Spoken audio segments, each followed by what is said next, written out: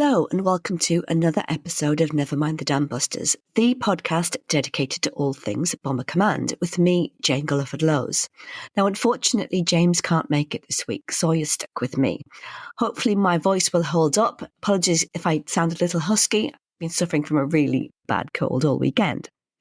I just want to begin by saying a massive thank you to everyone who's subscribed to the show. Your financial support is really assisting us to develop the show, and it's going from strength to strength. Now, today I'm going to be rambling on about one of my absolute favourite topics, and one which is so often overlooked, both in terms of the history of Bomber Command and of the Second World War generally, I think, and that's the Norwegian campaign from April to June 1940. Why does it not mentioned so much? Probably because it doesn't fit in with the victory narrative. The Norwegian campaign was, let's admit it, an absolute disaster from start to finish. Now, anyone who knows me personally or follows me on social media will know I absolutely bloody love a trip to Norway. I'm completely in love with the country. It really is the most beautiful, if expensive, place on earth, and I'm obsessed with Norway's Second World War history, even to the extent of learning Norwegian just so that I can read a 2-volume work on Company Linga. I'm currently writing a book about the raids by British commandos on Norway's Lofoten Islands in 1941, more of which later. Basically, any excuse for a research trip, to be honest. So let's get back to basics. The invasion of Norway on the 9th of April 1940 basically takes everybody by surprise, especially the Norwegians. Kriegsmarine movements northwards are spotted, but the British think the German fleet is heading out to the open North Atlantic, and this is despite very specific intelligence of the threat against Denmark and Norway, which is largely ignored and dismissed.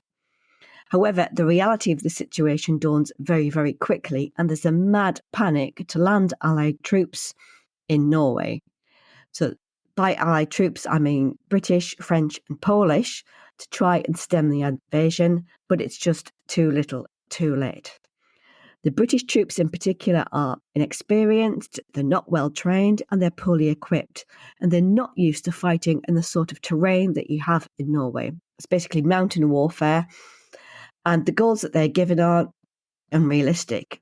They take little account of the terrain or the weather, and then, just to make matters worse, the Germans invade the Low Countries and France. And despite some success in chasing the Germans out of Narvik and the very, very far north of Norway, it's pretty much game over. The British Expeditionary Force has to be evacuated from Dunkirk at the beginning of June, end of May, and the British make the decision pretty early on that they're going to have to withdraw from Norway. But what they don't do is to communicate that decision to the poor Norwegians until the very last minute. And Norway is pretty much abandoned by the Allies. This is just another chapter in the whole mistreatment of Norway through the course of the war, if you like, by the Allies, who are now in the position where they are evacuating troops from France and Belgium, and they've still got another 23,000 troops to try and get out of Norway as well. So where does Bomber Command fit into all of this massive shit show? Well, Sir Charles Portal had just taken over as AOC at Bomber Command just a few days before Germans launch Operation Weserübung, the invasion of Norway and Denmark. Talk about bad timing, poor fella. Bomber Command basically takes a 3-pronged approach to what's going on in Norway. First, they decide that they're going to try and bomb German air bases, particularly those at Bergen, Stavanger and Oslo. Now, realistically, these are the only ones that could be reached and are within the range of the Hamdens, Blenheims and Wellingtons operated by Bomber Command at this stage. They're also trying to attack Luftwaffe airfields in Denmark and Germany, which are a bit closer. The second prong of the approach is to target Kriegsmarine shipping at sea and in ports and harbours, in dry dock in Germany, for example, if they're in for repairs, and also in the Norwegian fjords. Losses are high. For example, there's 6 Hamdens and 3 Wellingtons shot down in a single daylight anti-shipping raid on Stavanger on the 12th of April. I'll come on to losses and how that affects strategy and tactics in a little while. The main problem is the distance to be covered when you're looking at round trips of about 1,000 miles or more, most of it without any fighter escort.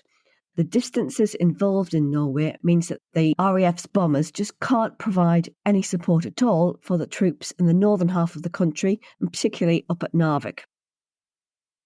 Now, the third prong of the Bomber Command approach is mine laying, and that begins on the 13th of April 1940. So Bomber Command are laying mines at sea with the intention of disrupting German shipping movements. And technically, the mining campaign is not specifically aimed at the Kriegsmarine. It's more aimed at coastal shipping, merchant shipping, if you like. But if you happen to sink a Kriegsmarine ship, particularly a troop carrier, so much the better. And certainly some troop ships were sunk by this method. The mine-laying campaign is massively successful right from the very get-go, and it's something which I'll be talking about in much greater detail later on when we do an episode solely dedicated to Bomber Command and gardening, mine-laying operations. Why is it called gardening? Because the mines were nicknamed vegetables, and each of the minefields was given a horticultural code word such as geranium, willow, daffodil, nectarines, nasturtiums. You get the idea. So Bomber Command are targeting enemy shipping routes and they are causing disruption. This is massively successful, especially around the east coast of Denmark, around the Belts and Sounds, Kattegat, Skagerrak, those passages between Norway, Denmark and Sweden. The mine laying campaign is not implemented because of the invasion of Norway. The mine laying campaign had been in the planning stages, since basically 1936, but that's another very long story. So it's something which was always going to happen, but certainly the invasion of Norway has made it much more urgent and it's implemented very, very quickly. The bombing, however, is going badly. Initially, the raids are conducted in broad daylight, flying in tight formation, but Bomber Command quickly realise that this is asking for trouble. And so the Wellingtons and Hamptons are diverted to nighttime bombing, but the poor old Blenheims are plugging away by day, and they're only allowed to operate when there's sufficient cloud cover to conceal them from Luftwaffe fighters. Not ideal. Now, because Bomber Command's resources are pretty limited at this stage, they are very, very protective of those resources. Numbers of aircraft and crews are still pretty low, so they never really operate at full strength.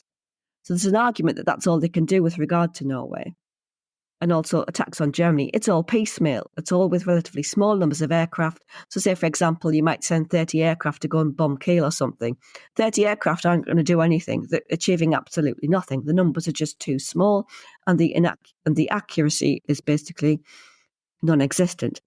As we touched on in previous episodes, particularly episode 8, I think it was, with Alan Elport, when we talked about Arthur Harris and area bombing and the Butt report. Bombing is so inaccurate and it's basically a complete waste of time at this stage in the war. The technology just does not exist to bomb accurately at this time. Bomber Command are also having problems with their anti-shipping campaign in terms of their direct attacks on Kriegsmarine ships. So this is actually flying in and trying to drop bombs on those ships. The main problem that they've got with Norway is, first of all, they've got to find the ships. And that's extremely difficult, firstly due to weather conditions, lots of rain, lots of mist, lots of low cloud. Then you've got the problem with regard to range. You've got very, very limited range. And then you've got the topography of Norway itself. You've got countless inlets and fjords and harbours. And there's so many of them hemmed in by steep mountains and cliffs. It's an absolute nightmare trying to, first of all, find the ships and secondly, to attack them. I think the coastline is something like 63,000 miles long. Some crazy figure like that. And that's without taking into account all the islands. So I just want to give you an example of what's taking place in the week beginning 23rd of April 1940, a typical week during the Norwegian campaign. Now, these figures and stats come from the excellent Bomber Command War Diaries by Martin Middlebrook and Chris Everett. This book, I know I refer to it quite regularly. This book is my Bible. And I imagine that most Bomber Command historians will own a copy. I'll include a link in the show notes as well. So if you don't have it, you can find a copy for yourselves. So let's look at the night of 23rd of April. That night, 34 aircraft. I mean, what are you going to do with 34 aircraft? 16 Whitleys, 12 Wellingtons and 6 Blenheims are sent off to bomb 4 separate airfields. So it's not even 34 aircraft all bombing the same one. 4 separate airfields in Norway, Arleborg in Denmark and Vesterland in Germany. And they're also supposed to be bombing shipping near Oslo and Trondheim. 1 Whitley and 1 Blenheim are lost. 30 Hamdens are also sent out, 26 on mine laying and 4 on seaplane base patrols. 2 ships are successfully bombed. Fantastic. And there are no losses. On the 24th of April, 6 Blenheims are sent off to bomb airfields in Stavanger and 1 on a reconnaissance trip to Aalborg. All trips are abandoned because of bad weather. On the following day, 25th of April, 6 Blenheims go to bomb shipping in the fjords near Bergen. 5 managed to drop their bombs, but 1 crashed. 1 Dornier 18 was shot down, and 1 reconnaissance Blenheim abandoned its flight to Aalborg because of bad weather. 25th, 26th of April, there's attacks on airfields again at Stavanger and Oslo, and mine laying also takes place. 18 aircraft, 12 Wellingtons and 6 Whitleys, attacked shipping airfields and oil storage tanks in Stavanger and Oslo. The reports say they attacked them, whether they actually hit them or not is another matter. 8 aircraft bombed without losses. 2 made reconnaissance flights to Aalborg airfields. 28 Hamdens are dispatched on a mine-laying task, but bad weather prevented any mines being laid, and 3 of those Hamdens were lost. What an absolute disaster that was. 27th of April, attack on Stavanger is abandoned because of bad weather. 29th of April, 2 Blenheims go to Aalborg and Rye airfields because of, again, that's abandoned. What the hell are 2 aircraft going to do? It's absolutely pointless. Then on the 29th and 30th of April, 6 Whitleys bomb Fornebu airfield in Oslo. 1 aircraft is lost. 30th of April, 6 Blenheims bomb Stavanger airfield, where they spot an estimated 150 German aircraft on the ground. 2 Blenheims are lost. So already the Germans have only been there, a couple of weeks, and they've already got massive numbers of aircraft on the ground. Similarly, photographs taken at Rye show 60 German aircraft on the ground there. 30th of April, 1st of May, 50 aircraft, numbers are getting up a little bit, 24 Whitley, 16 Wellingtons and 10 Hamdens attack Stavanger, Fornebu and Aalborg airfields. 35 aircraft bomb these targets, 2 Wellingtons and 1 Whitley are lost, but a further 4 aircraft crash in England on the return leg. So basically, Bomber Command is sending out relatively small numbers of aircraft, but we're sustaining losses all the time, and it's just not sustainable. So the figures given in the Bomber Command War Diaries suggest that over this period, in an average 24-hour period, Bomber Command aircraft are flying 30 sorties, with 1.2 aircraft lost, 6.4 tons of bombs dropped. Dropped doesn't mean successfully hit target either. We need to bear in mind at this point in time, Bomber Command couldn't hit a cow's bottom with a banjo. This failure to destroy the Luftwaffe on the ground in Norway and Denmark is really going to come home to roost a couple of months later, because it's from there that bombing attacks are launched on targets in northeast England, particularly in the industrial shipbuilding areas of Tyneside and Wearside, the Port of Hull, but also against smaller targets, such as the mining towns and villages of County Durham and Northumberland, including the little mining town of Seaham Harbour, my hometown. The Northeast always gets left out of accounts of the Battle of Britain and the Blitz, and that absolutely drives me up the wall. Guess what? We had fighter squadrons up here too.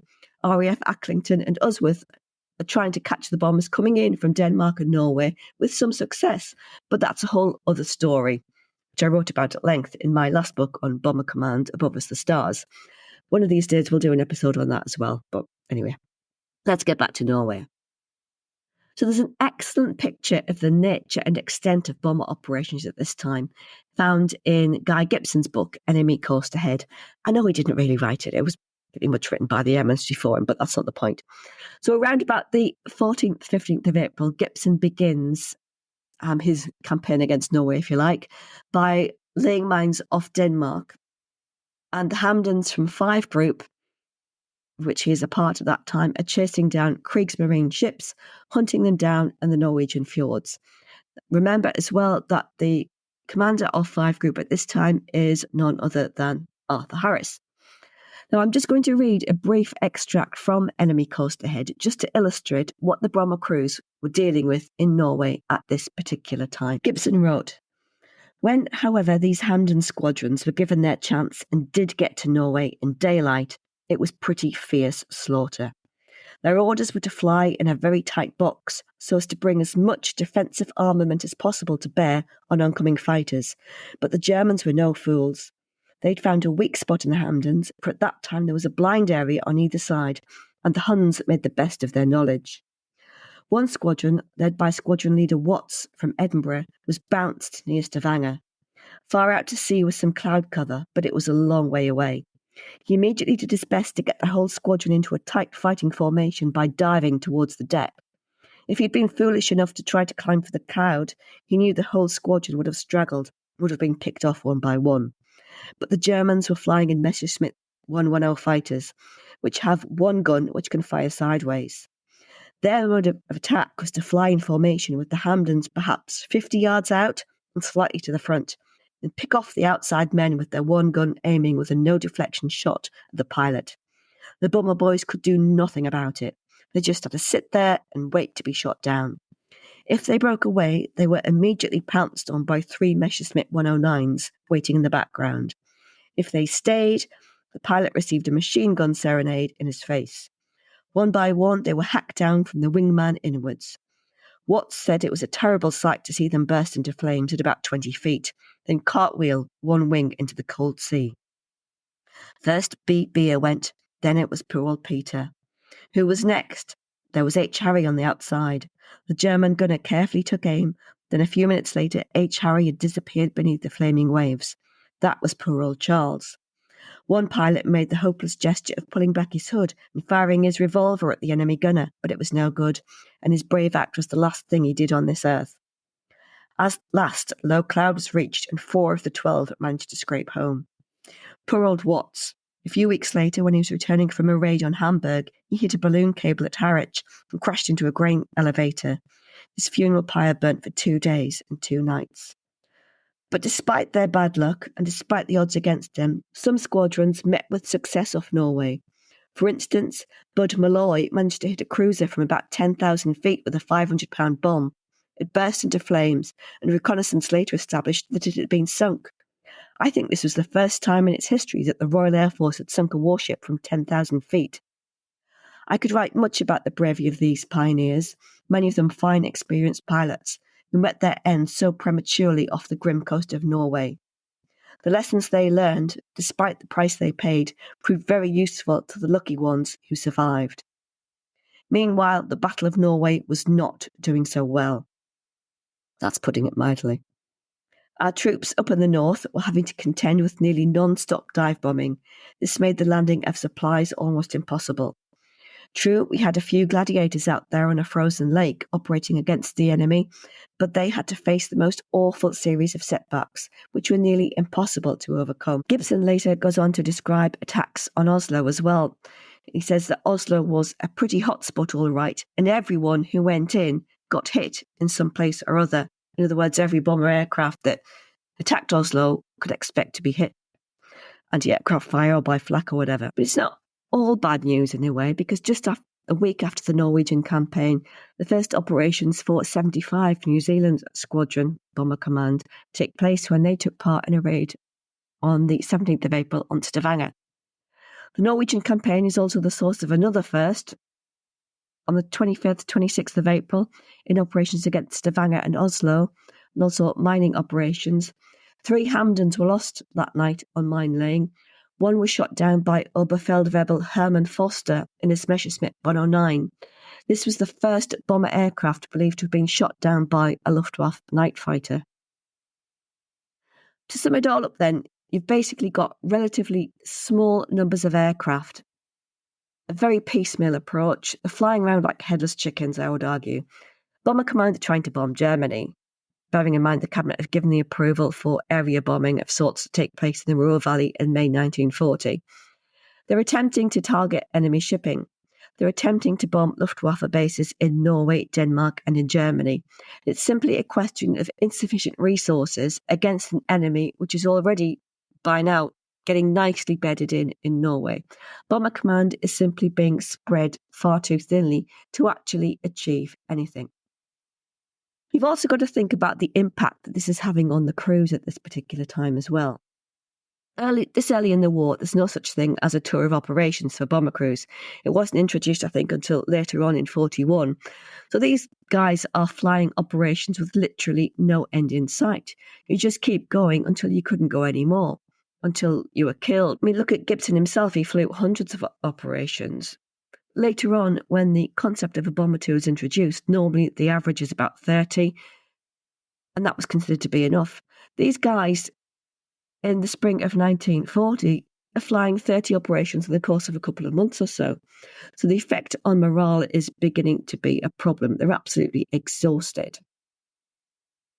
By mid-June, the Battle of Norway is lost. British forces are withdrawn from Narvik, and the evacuation of those tens of thousands of troops begins. French troops, Polish troops, as well as British, all got to come back to Britain. The whole thing is an absolute shit show, and one of the main driving forces behind the resignation of Prime Minister Neville Chamberlain is the debacle of the Norwegian campaign. Of course, we see Winston Churchill coming into power as Prime Minister on the 10th of May, the same day that the Germans invade France. So there's just so much stuff going on everywhere all at once, and it's literally firefighting. And Bomber Command are unbelievably stretched. Now, this basically just sets the background to the beginning then of the Battle of Britain, if you like. This is where Bomber Command is at the end of June, beginning of July 1940, when the onslaught begins. And obviously we're going to be dealing with that in subsequent episodes. So I think it's important to basically demonstrate just how overstretched Bomber Command are at this point in time, even before the Battle of Britain actually begins. So coming up over the next few weeks, we're going to be discussing Operation Market Garden, and in particular how Bomber Command aircraft and their crews operated as glider tugs for the air landing operations. We're also going to be discussing the Battle of Britain, of course, and we'll be talking to Abby Whitlock, an American historian and museum professional, about Masters of the Air, the relationship between the US 8th Army Air Force and Bomber Command, and talking a little bit about the RAF's bombing campaign and how it was viewed by Americans at the time and in popular culture since. As always, please do give us a follow on social media. We're on X, Twitter and Instagram and YouTube, and please continue to send in your questions. We will be doing another Q&A episode again shortly. We love doing those, they're great fun. Don't forget to leave us a review or star rating wherever you get your podcasts. And if you'd like to help us produce more great content, please hit that subscribe button in the show notes. As you may have seen from our social media pages and also on the pod website, we're delighted to be able to offer early access to new episodes for our paid subscribers. If you want to listen to new episodes before anyone else, you can subscribe at nevermindthedambusters.buzzsprout.com for as little as £2.40 per month. A huge thank you to many listeners who have done just that. Thank you for listening. I think my voice is just about to give up. It's getting huskier and huskier as time goes on. So I'll say bye for now, and I'll see you all again in our next episode. And hopefully James will be back at that point in time. Thanks, guys. See you later. Bye.